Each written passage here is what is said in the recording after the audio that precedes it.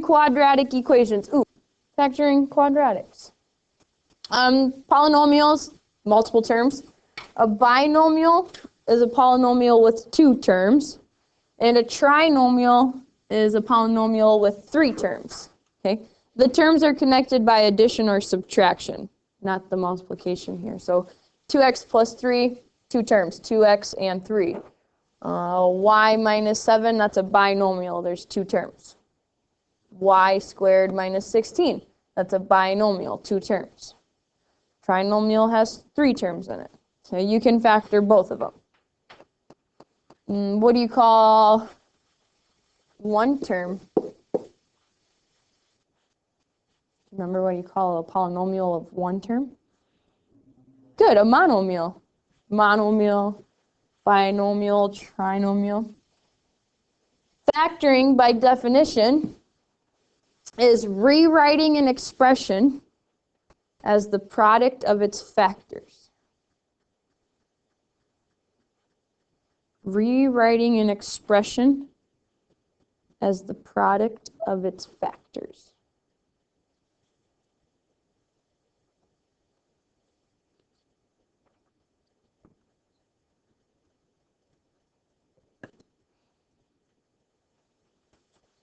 When you hear product in the math classroom, what math operation do you think of? Good, multiplication. So if I take the expression 42x, I can rewrite that as 42 times x. I factored it. 2 factors that make 42x. I could rewrite 42x as 6x times 7, the product of its factors. That's factoring something out. 42x could be 2 times 21x. Rewriting it as a multiplication problem. You have to know GCFs today, greatest common factors in an expression, is the common factor of each term that has the greatest coefficient and the greatest exponent.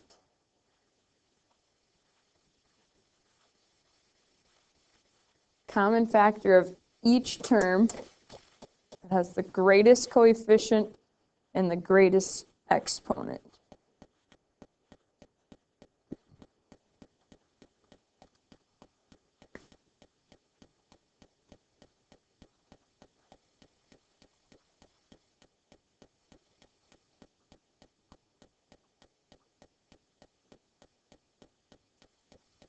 Do you remember what the word coefficient refers to?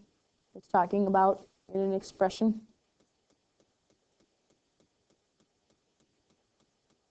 Do you see my first expression, 42x at the top? What's the coefficient of 42x? 42, good. The coefficient is the number out front. What would be my exponent in this case on my expression of 42x? That's my variable. What's its exponent? 1, good. So coefficient would be 42. It's the number out in front of a variable. In this case, our exponent is 1. We just don't put it there. Okay. So you have to find the largest coefficient and the largest number of exponents that you can take from a term. We'll go really basic here. What would be the GCF of 9 and 36? 9. You're looking for the biggest number that evenly goes into them. How about the GCF of 4y and 12x? 4, good. This one would just be a 4. 6x squared and 18x. What's their GCF? 6x, good. The biggest number, biggest coefficient is 6. And then I have x squared and x, so the most I can take out is 1x, because I don't have 2 over here to take from. All right? That's your first step in factoring, finding the GCF. So if you look like the whole middle third of the page, there's a bunch of steps there. Number 1 says factor out all common factors. You're looking for the GCF. That's your first step. After you factor out a GCF, then you look at your polynomial. It's either going to be a binomial or it's going to be a trinomial. If it's a binomial, 2 terms, you want to look for what's called a difference of squares. I will explain more of that when we get to one of those. If it's a trinomial, then you're going to factor by, well, I'm going to show you trial and error. That's how I like to factor. I think there's a new way they did at the middle school, like the slide and glide or something. Does that sound familiar? Okay, I don't know what that one is, so if you know how to do it, you can do it that way, or you can look that one up, but I just like the trial and error one, okay? The more you do this, the better you'll get, the easier it'll be. Just like anything, if you like a video game, the more you play it, the better you get. Playing a piano, the more you play it, the better you get, right? Okay, so it may not come back as easy today, but by the end of the week, we should be all right. Trinomial, 3 terms. So if I've got something like x squared plus 2x plus 1. If the last term of the trinomial is positive, this plus 1, then your signs are either going to be plus plus or minus minus when you break it down. So if the last term is positive, then you'll have the same sign, plus plus or minus minus. If your last term is negative, so y squared minus 2y minus 3, then you'll have one of each. It'll either be plus minus or it should actually be minus plus. I don't know, but it's going to be one of the other. So if your last term's negative, you get one of each sign. If your last term is positive, they'll be the same sign. They'll either be plus plus or minus minus. Maybe last year they stressed that a lot. You can use those signs, but you still have to guess and check towards the end. And that's your very last step. Check your results by multiplying, or it's also called by foiling. You're going to FOIL everything back out to see if you get where you started.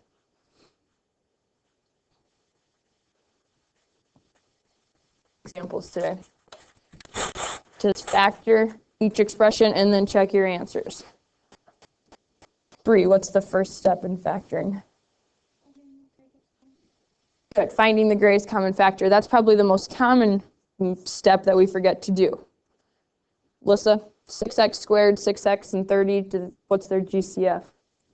6, good. It's kind of like dividing, but you can't really divide because these aren't equations. There's no equal sign. So you just factor it out. You're going to put it out front.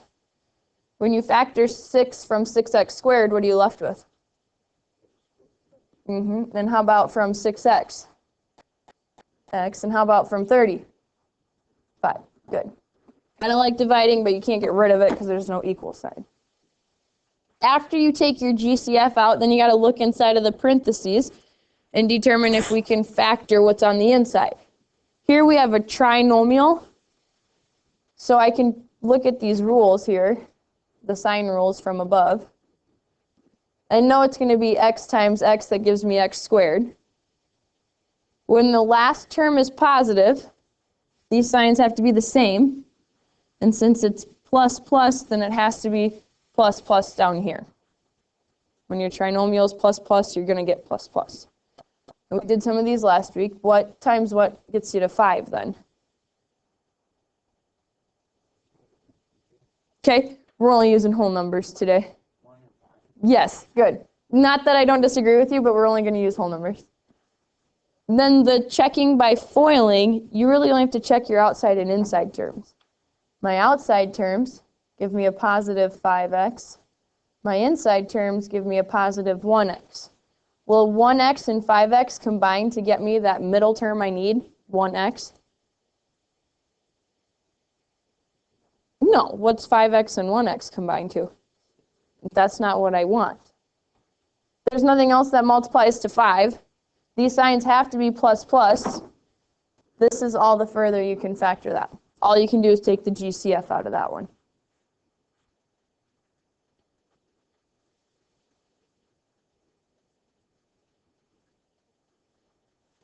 All right, B.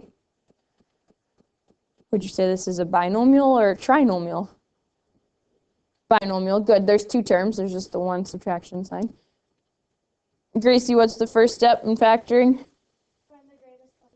Awesome.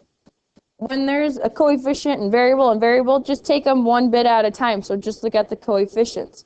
20 and 25, what's their GCF? 5. So I'm going to take that 5 out of them. Then I'm going to move to the next variable. I got x cubed and x squared. Good, so the most I can take out is x squared. I can take out an x squared from my x terms. Then my y's, I have y and y cubed. So what's my greatest common factor there? 1y, good. And then we have to figure out what's left inside of the parentheses then. And again, you can do this step by step. 5 times what gave us that 20? And then x squared times what would give me x cubed? Yes. And then I took that 1y out, so that's just 4x. Minus, what do I have to multiply 5x squared y to get 25x squared y cubed?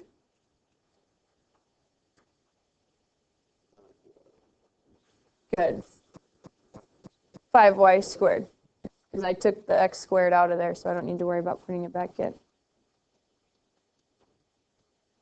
Then you have to check what's on the inside. Do we have a binomial or a trinomial on the inside? Binomial. Is it a sum or a difference? Difference, good, because there's subtraction. If you go back up to that step 2, you want to look for, when it's a binomial, something that's called a difference of squares. Difference implies it has to be subtraction. Squares means each term is going to be a perfect square. Example of a perfect square: 9, 16, 81, 49. X squared, y to the 4th, y to the 8th. Those are perfect squares. So if I come back to number 2, 4 is a perfect square. Is x? Say no. No, because it has an odd power. Only even powers are perfect squares. Or I can even look at this one. Is 5 a perfect square? No. So that means this is not a difference of squares. Therefore, we are completely done factoring at this point. Okay. Difference of squares, it's 2 terms connected by subtraction. That's your difference. And then the 2 terms have to be perfect squares. So they have to be made up with numbers like 4 and 16 and 81 and 100 and x squared and x to the 4th or y to the 8th in even powers. Right? C and D. After your expression, check your answers. Z squared minus 49. Binomial, 2 terms. Would you say it's a sum or a difference? Difference. Are they 2 perfect squares on both sides of the minus sign? What did you say? Is Z squared a perfect square? Sure it is. Is 49? Yeah, what's its square root? 7. Good. So this is what's called our difference of squares. To factor difference of squares, square root of your first term, z. Square root of z squared is z. Square root of your second term, and then it's plus minus.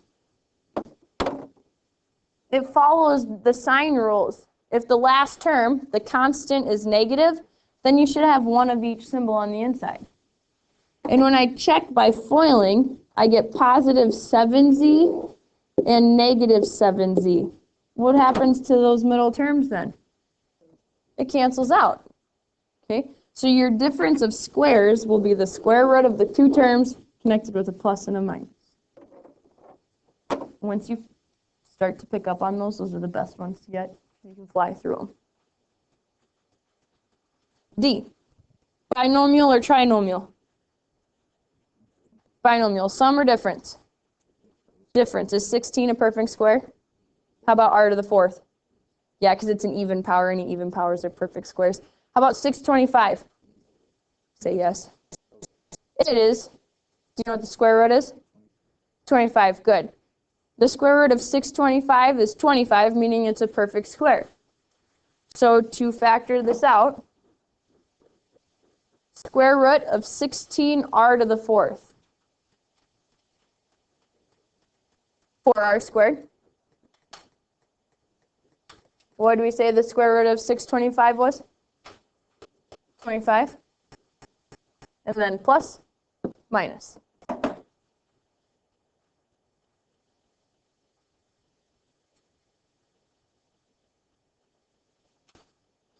Okay, you have to be careful here.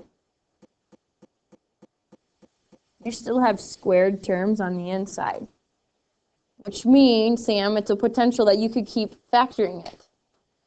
4r squared plus 25, it's a binomial, sum or difference. That first one. Sum. Can't do anything with it. If it's a binomial that's connected with a plus sign, you're done. How about my second one, though? 4r squared minus 25. Isn't that a difference? Right, Trevor? Mm-hmm. Is 4r squared a perfect square? Yeah. What's its square root? 2r. 2r, good. Is 25 a perfect square? Mm-hmm. What's its square root? Good. That means we can factor the last term again. So you keep 4r squared plus 25 out front. Then I can factor 4r squared minus 25 again because it's another difference of two squares. Trevor said the square root of 4r squared was 2r. And the square root of 25 is 5. Then connect them with a plus minus. 2r plus 5 and 2r minus 5. There's no squared term in there, so I'm not going to be able to do anything because it has to be a difference of two squares. That's your final factored form.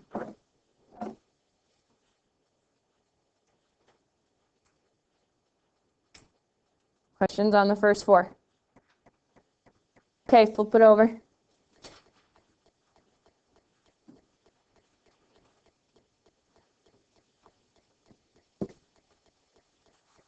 Four x squared minus 20x plus 25. Ryan, what's the first step again for factoring? Do we have one between these three terms? No, good. So no GCF, just break it right into the two parentheses. You don't have to start with the sign rule, because sometimes you might end up switching them in the end, but you can. Here, my last term is positive, this plus 25, so that means my signs are going to be the same. If this first one here is minus, then I know they have to be minus minus. Minus plus means you always have minus minus. And we did a couple of these last week. What times what gives you this 4x squared? 2x and 2x. Now I have to figure out what times what's going to give me that 25. 5 and 5? Okay, then you need to check. This is the trial and error, the guessing and checking. Outside terms, negative 10x. Inside terms, negative 10x. Will those combine to give me my negative 20x that I want? Yeah. And negative 5 times negative 5 gives me that positive 5. That's why it's minus minus. Completely factored.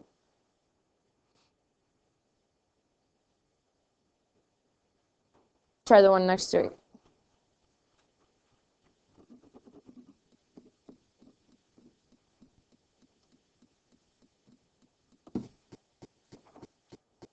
Ryan, what'd you get?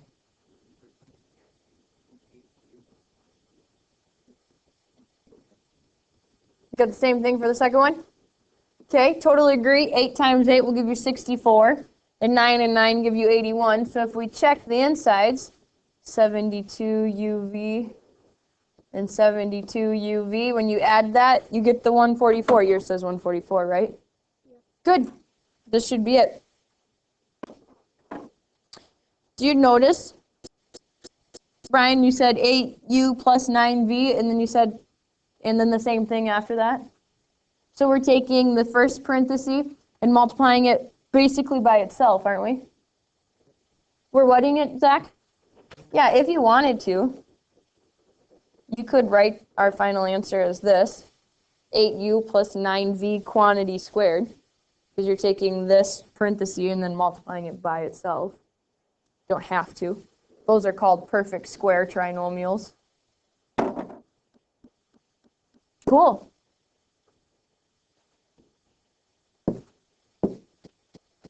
Y squared plus 14y plus 40. Once we have a GCF. Nope. So then we're just going to go right down to it. Since it's plus plus, I know it's going to be plus plus. Those guys are the easiest. Kendra, numbers that multiply to 40. 20 and 2. Since they're going to be positive, will those combine to get me this 14 I want? Okay, Kendra, you got another pair of factors? Will that give me 14? Yeah, it will. So there's your answer, y plus 10 times the quantity y plus 4. Or y plus 4 times y plus 10. I mean, the order wouldn't matter there. Go ahead and try the next one. X squared minus 22x plus 72.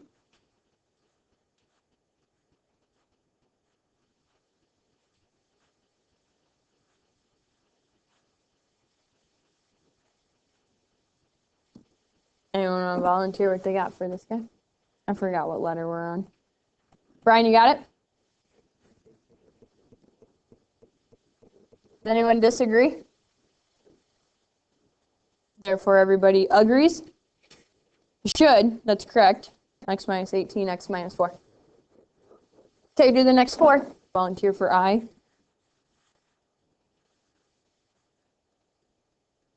Oh, come on. I know some of you have it right. I walked around. Zach? C plus 12D and then C plus 4D. So you said? Yeah, good. When you have two variables and one squared and then the other one squared over here, you just got to throw that other variable on the last terms. When you check it, you get 12CD times 4CD, which will give you that 16CD. Nice job. Someone other than those two, how about x squared minus x minus 20? Lens? Awesome. X plus 4, x minus 5. When your last term is negative, that minus 20, then you'll have plus minus or minus plus, one of each. Good work. Summary different. A squared minus 13a minus 30.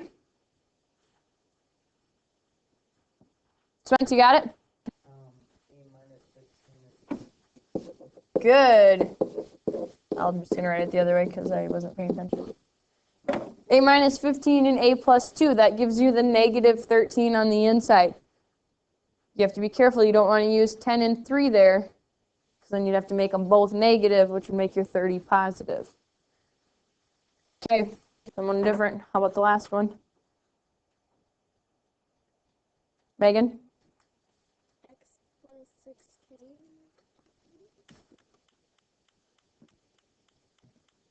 I totally did it. Never mind. 6 and 2. Yes. 6 and 2. Good. And X plus 6k and X minus 3k. Good. X plus 6k and then x minus 2k will give you the positive 4kx on the inside. Questions on factoring?